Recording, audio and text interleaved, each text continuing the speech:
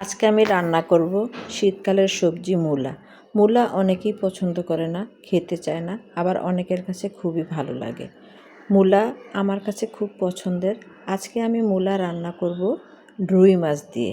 প্রথমে আমি মূলাগুলোকে একটু ফালি ফালি করে কেটে ধুয়ে রেখেছি। আমার রান্নার প্রস্তুতির শুরুতে আমি হলুদ, লবণ, মরিচের গুঁড়া মেখে মাছগুলো ভালো মতো ভেজে নিব। মাছগুলো ভাজার পরে সেই একই তেলে দিয়ে দিব পেঁয়াজ।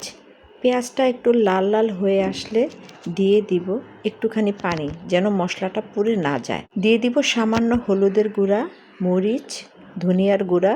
তারপর ভালো মতো কষিয়ে নিব। সাথে দিব একটুখানি রসুন বাটা। মশলাটা ভালো মতো কষানো হলে দিয়ে দিব আমার কেটে রাখা মূলাগুলো দিয়ে ভালো মতো কষিয়ে নিব। একটা ঢাকনা দিয়ে দিব। তারপর ভালো মতো যখন কষানো হয়ে যাবে দিয়ে দিব গরম পানির ঝোল। তরকারিতে অবশ্যই গরম পানির ঝোল দিতে হবে, কেননা আমরা যখন তরকারিটা কষাই সেই কষানো অবস্থায় তরকারিটা একদম উত্তপ্ত থাকে। এর মধ্যে হঠাৎ ঠান্ডা পানিটা দিলে তরকারির টেম্পার নষ্ট হয়ে যায়। সেজন্য গরম পানি দিলে তরকারির মান ও স্বাদ দুটোই ভালো থাকে। ভালো মতো নেড়ে চেড়ে একটা ঢাকনা দিয়ে দিব।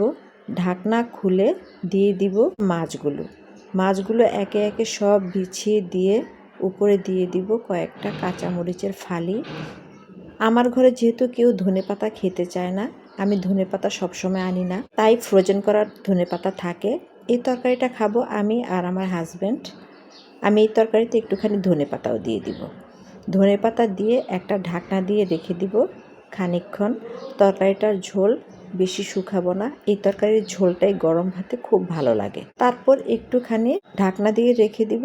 এই যে দেখুন আমার তরকারির ফাইনাল লুকটা কেমন হয়েছে। এখন নামিয়ে নিব।